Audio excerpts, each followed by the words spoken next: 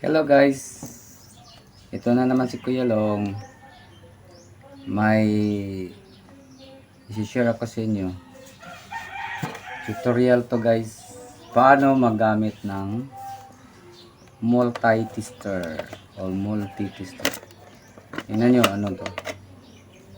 Ayan. Paano to gamitin? Tuturuan ko kayo dito sa channel natin. Ito, panoorin nyo ha, paano gamit. Okay guys, ito ang tinatawag na test prod. Kung hindi kayo marunong magamit ng yung chopstick dito, kailangan kayo matuto. Steady mo doon sa kamay mo isa. Sa, ano.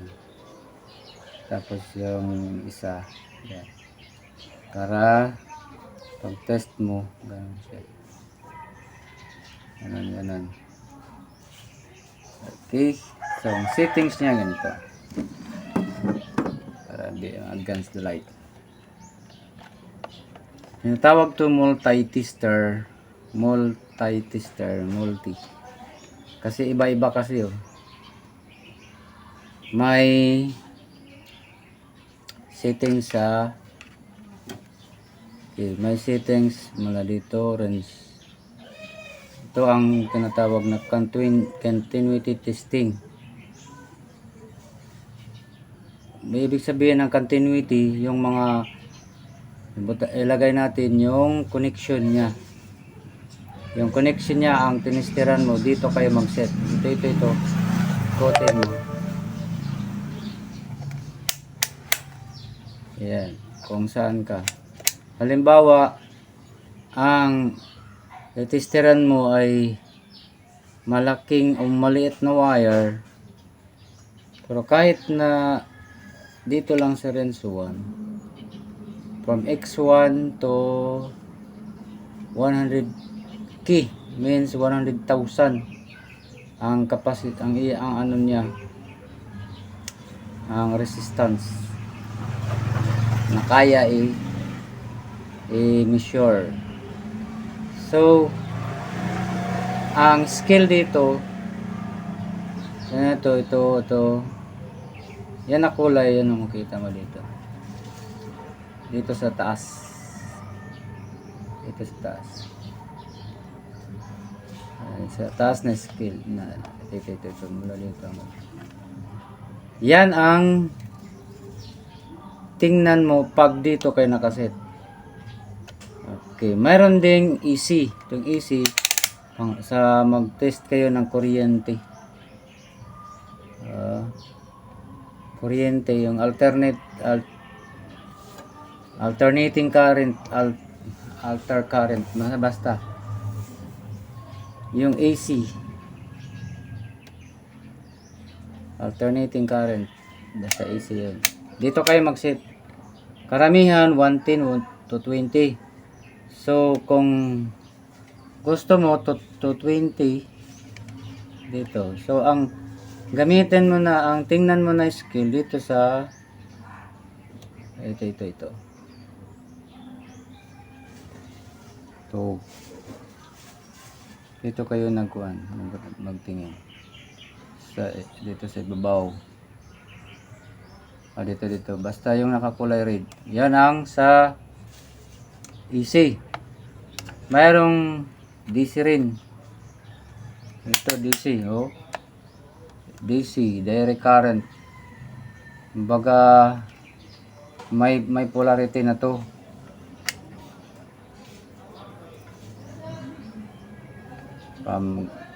Mula sa maliit, halimbawa, karamihan sa mga AC o DC, 12 volts. Mayroong, ito sa mga cellphone, karamihan 4.5 to 5. So, ang settings mo dito lang. Ito lang. Or sa tin. Yan lang. Sa cellphone yan, yung mga charger sa cellphone. Pero pag malaki-laki, halimbawa yung sa mga battery, so dito sa 50, pwede na rin sa 50, range 50. Hindi pwede na 12 volts lang ang i-test mo, tapos 50 or 250, medyo malaki. So, ang reading dito, dito pa rin. Sa baba. Kaya yan ang pag ano sa test. Ang DC mayroong mga pinakamaliit. Mayroong hanggang doon sa pinakamalaki. Okay, ito lang paano mag-test. Okay, paano mag-test? Mag-try tayo. Okay guys, ito. Check natin kung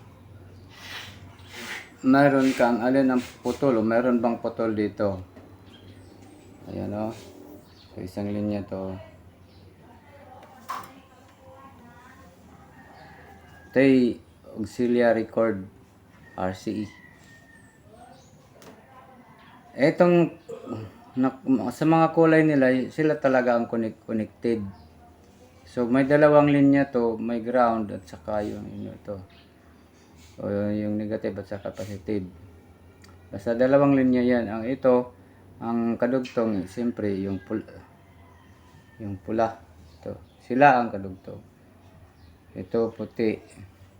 Puti. Saka itong yellow dito. Paano i-check? Paggamit ng tester. Ito. Para makita ninyo. Ito, X1 lang. So, bago kayo mag-check, medyo mahina na guys ang battery. Kaya pag sa, okay doon. Kung halimbawa dito, hindi na siya. So, ibig sabihin, mahina ng battery. So, pataasan natin.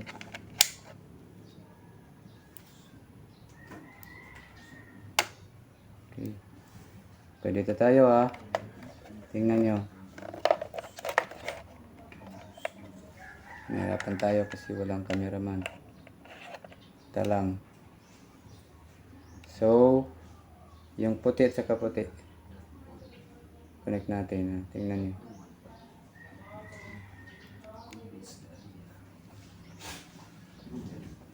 Okay, so good ang linya.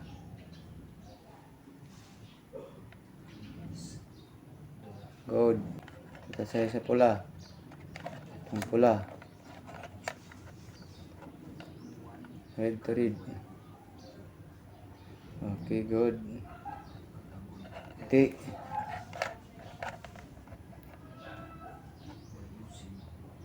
Okay, so ibig sabihin, wala pang problema to. Wala pang problema. Ito, para malaman natin kung para may knowledge kayo kung paano gamitin to sa live. Isi-set mo doon sa 220. I-set mo na natin. 220. 220 na yan. So, para makita nyo ang result, ito lang guys. 220. Yung dalawa ilagay mo. Kahit magkabaligtad, pwede rin kasi easy. Walang polarity. See? Tingnan yung reading. So, good siya. Yung kuryente nandun sa dito sa 220 nakatama.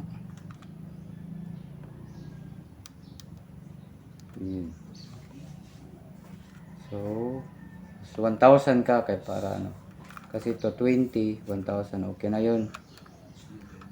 Kasi kung minsan, kung halimbawa to 20 lang kayo nakaset, 250, kunti lang ang allowance.